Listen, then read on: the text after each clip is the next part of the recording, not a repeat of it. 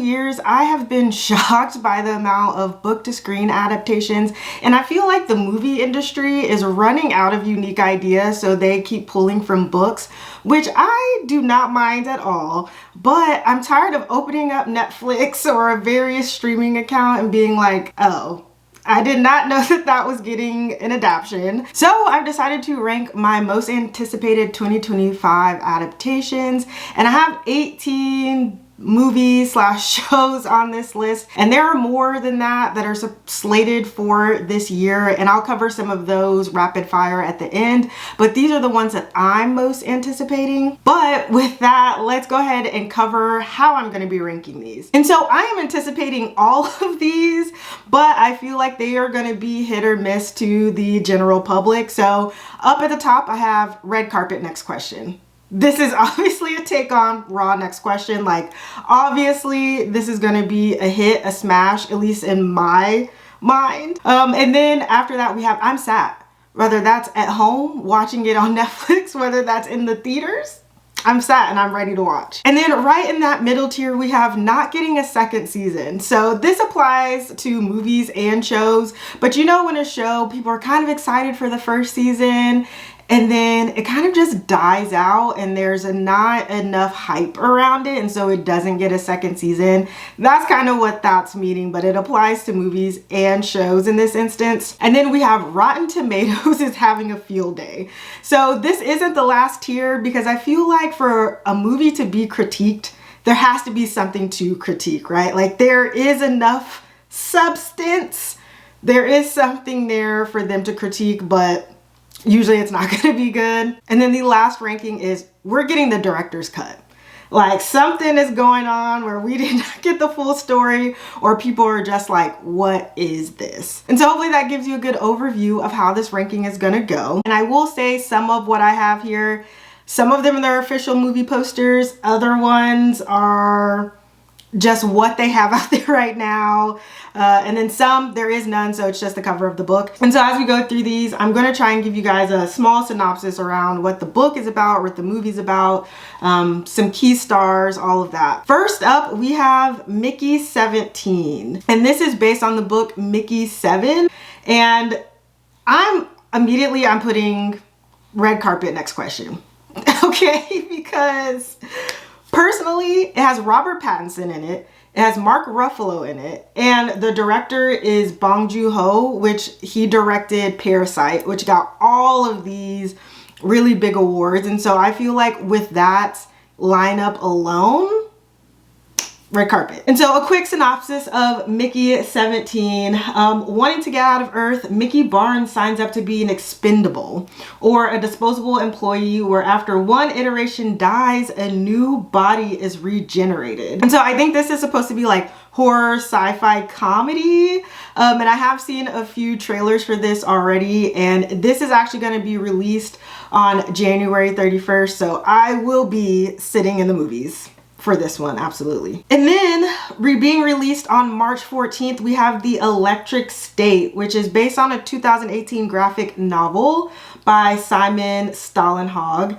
And this will feature Millie Bobby Brown, Chris Pratt, Anthony Mackie, Jenny Slate, Stanley Tucci, Woody Harrelson, and others. So it really is a big cast, and this will be debuted on Netflix.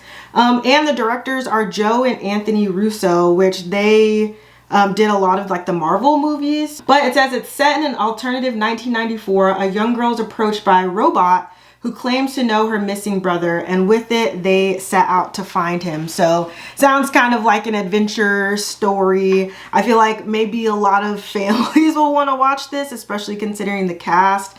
But I'm actually going to put this in not getting a second season. I think even though this cast is stacked and I'm excited for it, I just don't think it's going to have as much buzz as the people creating this are probably hoping it's going to. But I think it'll be fine nonetheless. And then coming out on March 21st, we have Snow White. And this is featuring Rachel Zegler. And so she also starred in Hunger Games: Ballads of Songbirds and Snakes. But there has been some controversy around her and Snow White because she made some comments around, I guess, it being a remake, and I can't remember the exact comments, but people were looking down on it. So I think because of that, it's definitely going towards the bottom. Let's say that.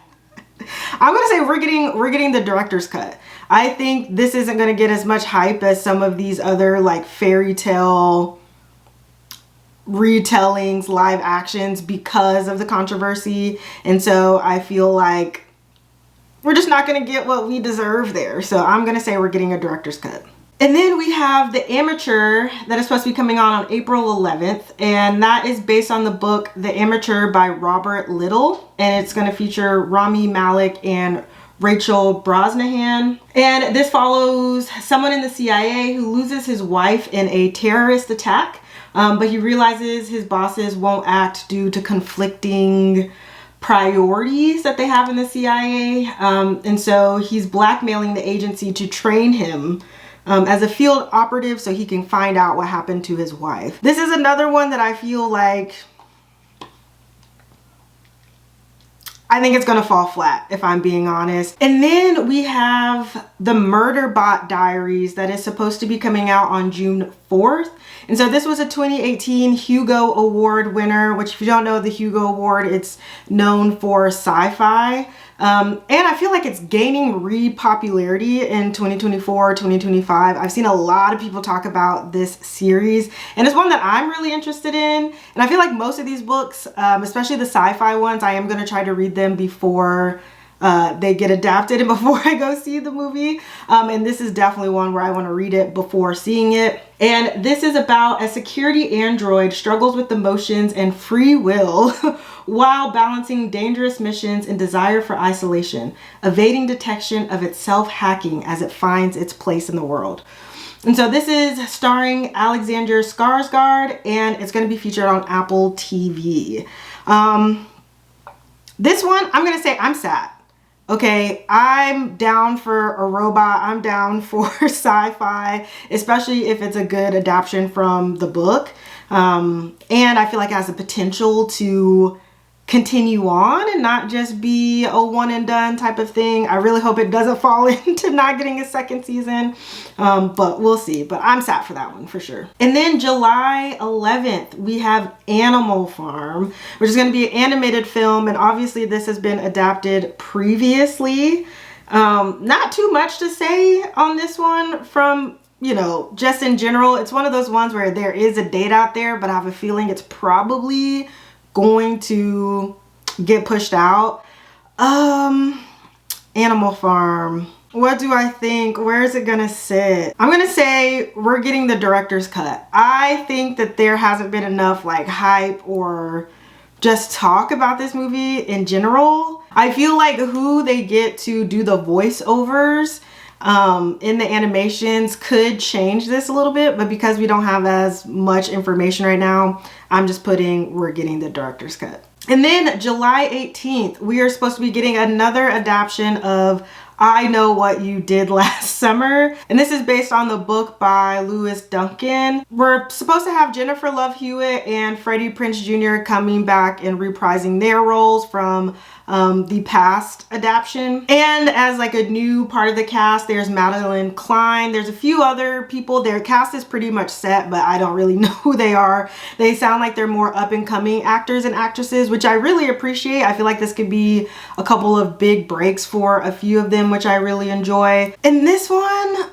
I'm torn between putting it Rotten Tomatoes is gonna have a field day versus not getting a second season. I think I'm gonna put not getting a second season. I think that having Jennifer Love Hewitt and Freddie Prinze Jr. coming back is gonna give it enough hype to where people are excited to go watch it. But then when they get into the theater or they get into their home couch and watching it, I think it's gonna fall a little flat.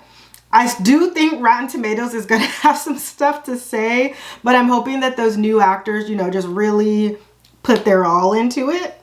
So I'm gonna give it a middle of the road rating. And then the next two, to me this is fascinating because I feel like the movie industry is not talking to each other, because we have two movies coming out that are going to be based on Frankenstein. So the first one is Frankenstein. That's the title of the movie. And we don't necessarily have a date out for this one yet, but it features Oscar Isaac, Jacob Elordi, and Mia Goth. And so I feel like Mia Goth alone, I feel like she is an up and coming like horror queen. Like she has been hitting it in the horror movies. And then a name like Jacob Elordi and Oscar Isaac, people are going to want to see that, okay? And so Oscar Isaac is going to be playing Victor Frankenstein, and Jacob Elordi is going to be Frankenstein's monster. And it's coming out on Netflix. I feel like the cast alone has to be red carpet next question, okay? I feel like the gothic vibes there. I feel like seeing Jacob Elordi in Saltburn and me seeing Mia Goth in some of her other horror stuff, I feel like it's gonna have a really big buzz, and I think it's gonna be really good. So leaving that one at the top. And so then we have The Bride, which is a take on The Bride of Frankenstein, which is a movie that was done multiple years ago, which was based off the book of Frankenstein. So this one is kind of a loose adaptation, and this is supposed to be coming out September 26th. And this is featuring Christian Bale, Jessie Buckley, Penelope Cruz, Jake Gyllenhaal, and it's supposed to be directed by Maggie Gyllenhaal. I feel, again, the cast is kind of stacked. I don't think it's gonna get all the red carpet accolades, especially with the actual Frankenstein movie coming out, but I'm gonna say I'm sad. I'm interested to see what this looks like, how dark it's gonna be, like how it's gonna be shot, and just like the atmosphere of the movie. I'm gonna be really curious about that. And then we have The Running Man, which is based on the 1982 book by Stephen King, or Richard Bachman, which is one of his kind of pen names.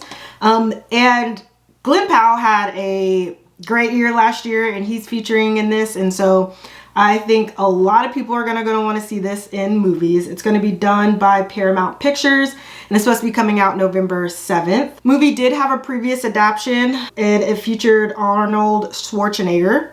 I hate saying his name. And so apparently the book is set in 2025 around a game show called The Running Man, where people are chased by murderous hunters across the world to win money.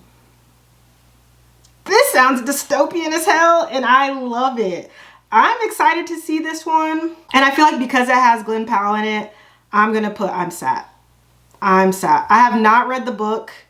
I didn't even know that this was a Stephen King novel at all, but I'm sad. I actually think I want to read this one before it comes out for sure. Wow, Rotten Tomatoes, y'all not having a good day so far. But we still have a few left. And so the rest of these that we're going to be talking about, they don't have set dates yet, but they are supposed to be slated for 2025, which in the film industry, who knows if it's actually going to happen in 2025 or not. And so then we have Washington Black, which is based on the novel Washington Black by S.E. Edogwin. And this is supposed to be a 9-part Hulu series featuring Sterling K. Brown, Tom Ellis, and Charles Dance. And so in Washington Black, we are set in Barbados and Nova Scotia in the 1800s, and we're following a 11-year-old boy who is forced to flee his home in Barbados after a shocking death. He comes under the wing of a man who's had a traumatic childhood himself. I'm excited about this one too. I don't think it's gonna get the hype that it deserves. And so it's like, I'm definitely sat on this one, especially with Sterling K. Brown. Like, I'm sat. I don't know if everybody else is going to be sat, especially with it being on Hulu.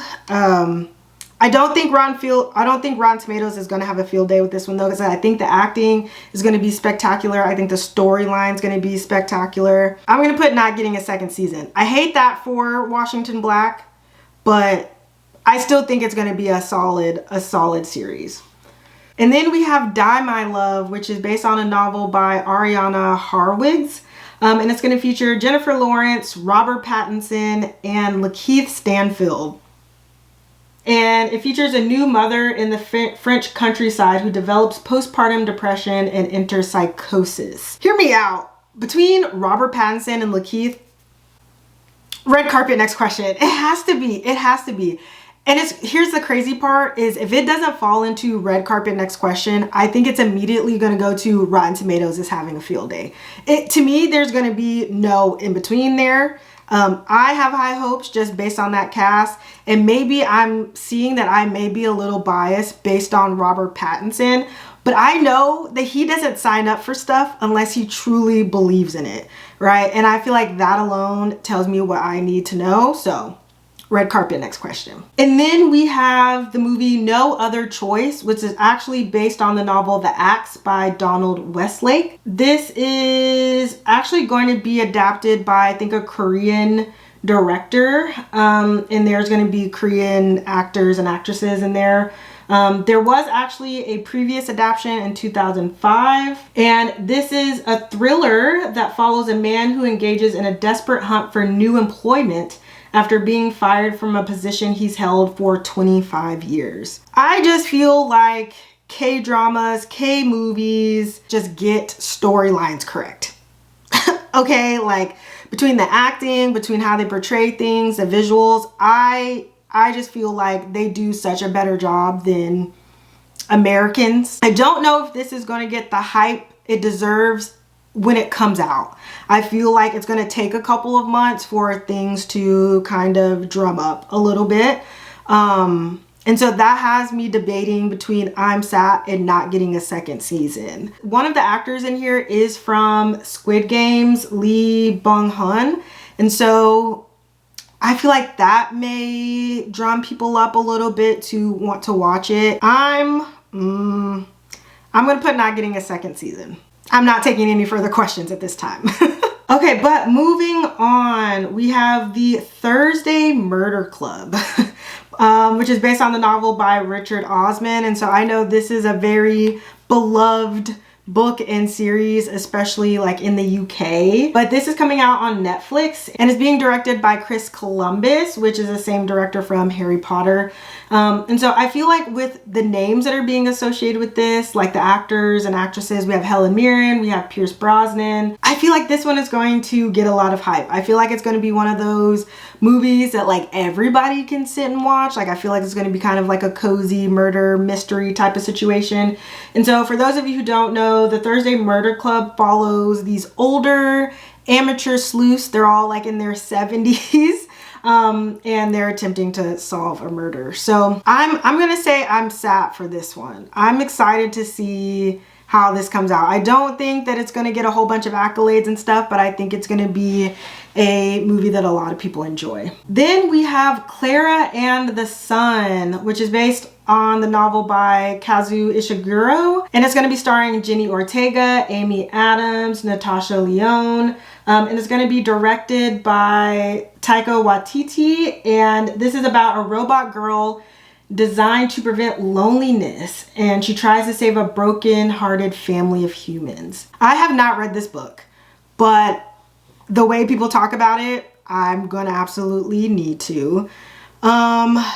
I'm in between red carpet next question and I'm sad. I think because of the cast, because who's directing it, because of the nature of the film, red carpet next question. Even if people don't love it, we're gonna see this movie on a lot of red carpets. That's just how it's gonna work. So it's gotta go there. And then we have Forever, which is based on the novel by Judy Blume. And this is gonna be a Netflix series. And so this is gonna kind of be a twist on the book because it is actually gonna feature a Black cast. So this is gonna follow Keisha Clark, a young, confident, smart, and fiery track star with clear dreams for her life after high school. And then we follow a young boy named Justin, who's a nerd at heart disguised in an athlete's body. And Justin dreams of playing D1 basketball and achieving more than his successful parents think he will.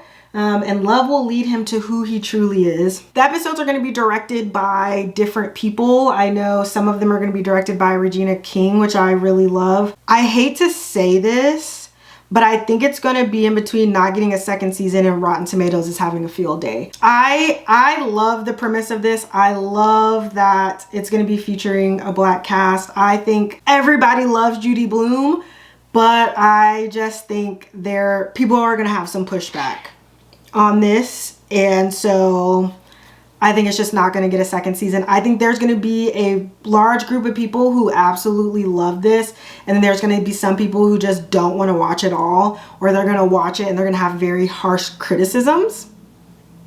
And so I think it's going to kind of fall in the middle of the road. I hope that's not the case, but that's what I'm thinking. And then, okay, we have 2 left that I will be ranking. And the next up is The Woman in Cabin 10, which I think everybody is familiar with this book, or they've at least seen the cover at some point. And this is based on the book by Ruth Ware. And so this is about a woman who witnesses a passenger thrown overboard on a luxury cruise, only to be told that she's dreamed it and it's not real. All of the passengers are accounted for. And so essentially she's being gaslit into not thinking there was a murder. And this is supposed to star Keira Knightley and Hannah Waddingham.